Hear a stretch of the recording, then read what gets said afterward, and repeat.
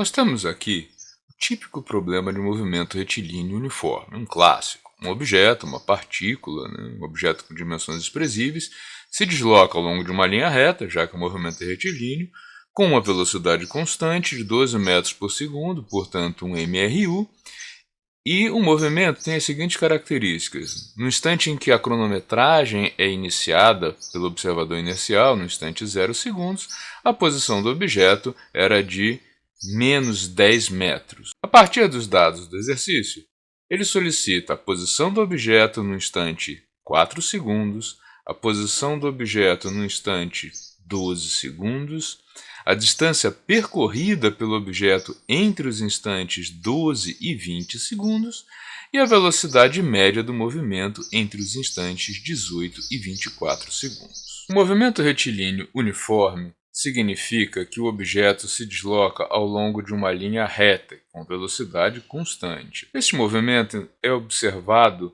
pelo chamado observador inercial, que usualmente é colocado na posição 0 do sistema de coordenadas.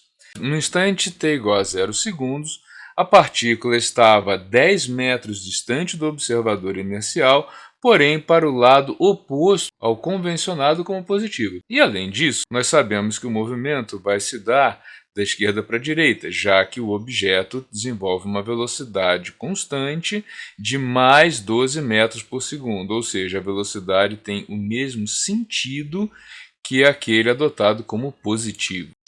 Nós vamos ver como é possível resolver este exercício de uma maneira bem ampla usando o Excel, o que permite resolver exercícios semelhantes com dados diferentes, poupando assim bastante tempo. A equação geral do movimento retilíneo uniforme está aqui. A posição em qualquer instante de tempo é igual à posição inicial, normalmente chamada de x0, mais o produto da velocidade vezes o tempo. Os dados fornecidos no exercício são de que a posição inicial era de 10 metros para o lado negativo e a velocidade constante de 12 metros por segundo. A partir desses dados, nós podemos calcular agora as coisas que são solicitadas lá no exercício. Primeira coisa, item A posição do objeto no instante 4 segundos. Então, a solicitação é de que t igual a 4 com a posição x.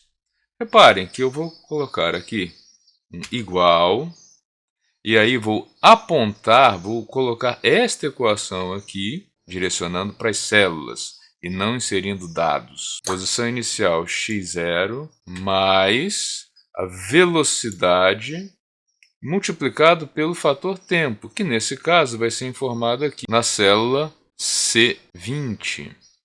Então, vezes C20. Está lá, 38 metros é o resultado fornecido pelo Excel para este dado. 38 metros, então, é a posição ocupada pelo objeto no instante t igual a 4 segundos. O item B solicita a posição para 12 segundos. Vou fazer o cálculo agora usando a mesma técnica de inserir as células. Posição inicial mais velocidade vezes tempo, que agora está na célula C23. Está lá o resultado. Como é que eu poderia importar essas equações sem me preocupar com a questão da mudança da célula que aponta aqui para o x0 e para o 12? Basta que eu fixe tanto a posição inicial usando o dólar, quanto a célula para a qual ele aponta para velocidade inicial. Com isso, toda vez que eu mover essa equação para outra célula, ele vai continuar apontando para C17 e para C18. Vamos ver como é que isso vai funcionar? A solicitação é de calcular a distância percorrida pelo objeto entre os instantes 12 e 20 segundos. Agora, ao invés de digitar novamente, eu vou copiar esta fórmula. Reparem que o Excel entende que as células C17 e C18 são fixas e que o fator tempo está na célula acima desta aqui. Então agora, quando eu inserir 12 segundos, ele já me dá o resultado 134. Vou fazer o mesmo procedimento de Ctrl+C, Ctrl+V para calcular a posição 2, 20 segundos. Então, quando o cronômetro marcava 12 segundos, o objeto estava a 134 metros.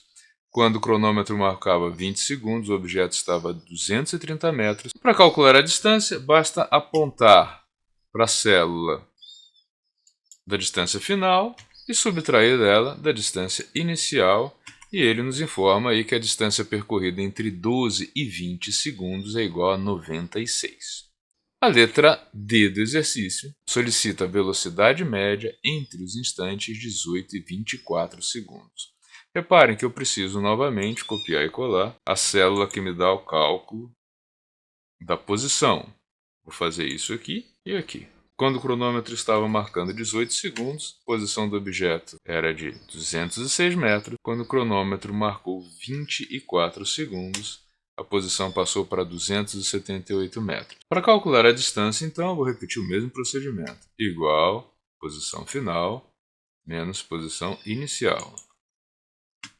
72 metros, então, foi a distância percorrida entre os instantes 18 e 24 segundos. E a velocidade? A velocidade é essa distância percorrida dividida pelo intervalo de tempo. E aqui eu vou colocar um parênteses. O intervalo de tempo terminou em 24 segundos e teve início em 18 segundos. Velocidade, como esperado, de 12 metros por segundo. Qual a grande vantagem de fazer o exercício usando Excel? Se eu preciso refazer um exercício semelhante a esse, eu preciso apenas mudar os parâmetros e todos os demais resultados eu já vou ter automaticamente calculado pela célula.